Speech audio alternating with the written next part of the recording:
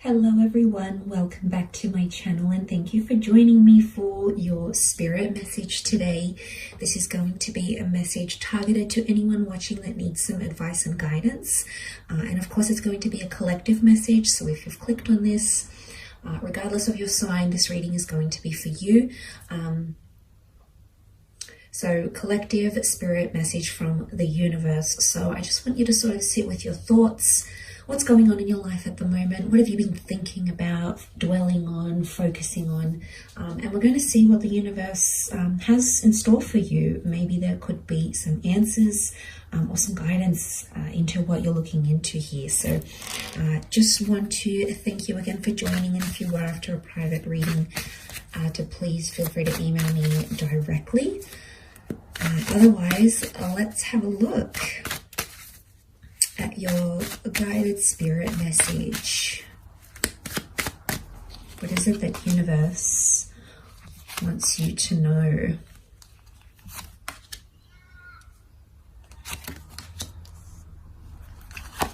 Okay, let's kick it off with the Seven of Swords. Seven of Swords is a betrayal. It's doing things that are taboo or doing things that are wrong or perceived as wrong, taboo, frowned upon, doing something that you're not entirely proud of. So for some of you, you might be thinking about doing this or have done this. Swords point to air signs, so Gemini, Libra, Aquarius. We've got the Seven of Swords looking towards a collaboration or a partnership or relationship of some kind. So some of you might be doing something that goes against your values in terms of a friendship, partnership, or a romantic relationship.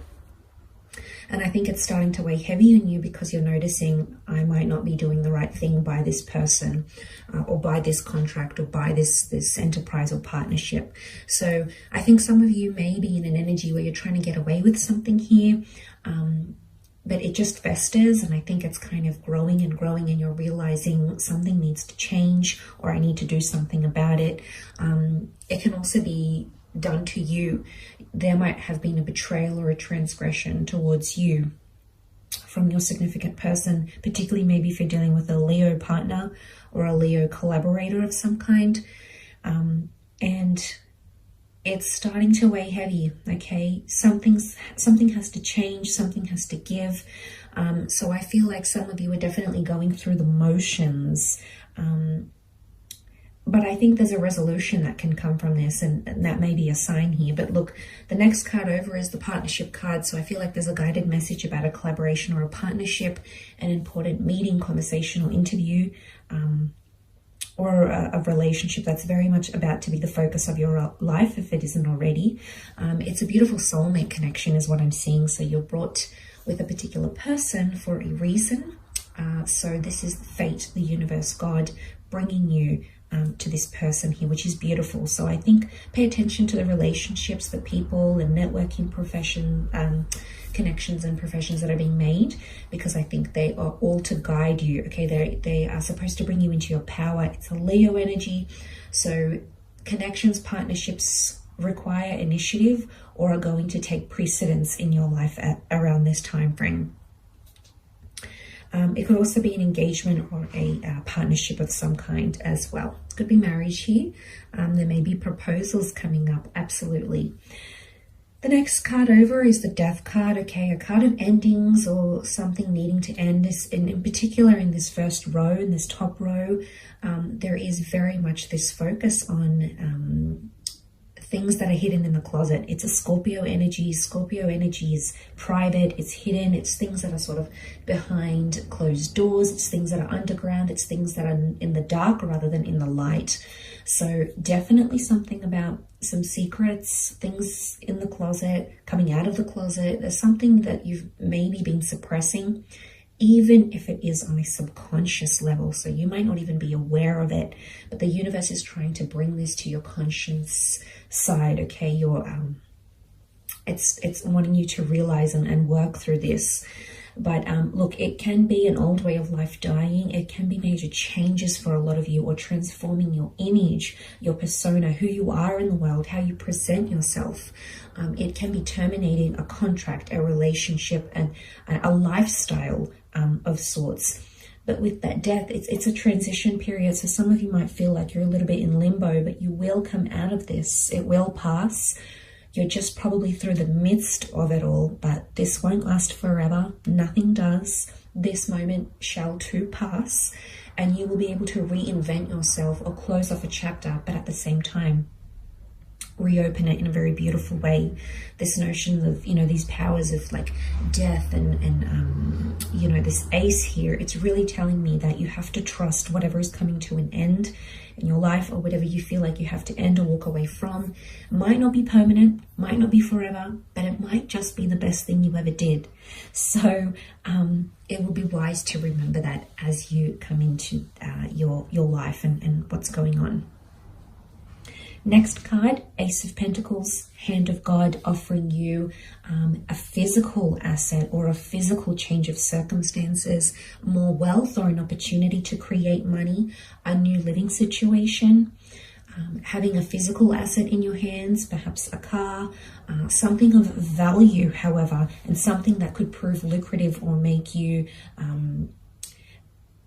grow in terms of physical assets. It may be a new connection, it may be a new person under a Taurus, a Capricorn, or Virgo, but it is connected to monetary or earthly chapters. So anything in the earthly sense, very likely to be sent to you. So I think it's a good sign. It also looks like the sun.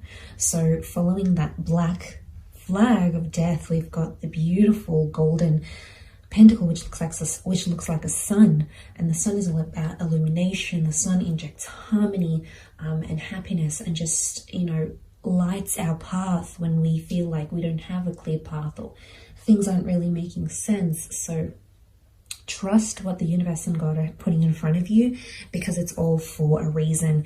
That Ace of Pentacles is literally being handed to the High Priestess, a very strong spiritual card or fertility card. So for a lot of you, big chapters in those areas of your life. Black and white pillars, the yin and the yang. So again, this column, both number 2, there's either 2 powerful connections or 2 powerful partnerships, or seeing another side of yourself that's going to be illuminated in a very powerful way. This is all about duality. This is the back and forth, multiple homes, multiple income streams, multiple partners, or focusing on that one powerful relationship or collaboration in your life.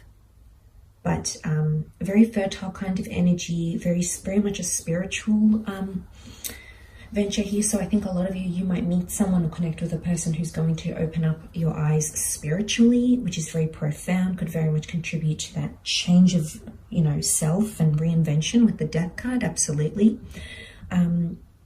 She also brings religion. You know, we've got the cross, we've got the Islam crescent moon, we've got the Jewish Torah. So spirituality and faith and religion, you might be called upon these things through a person, through some sort of collaboration, but there's a reason why.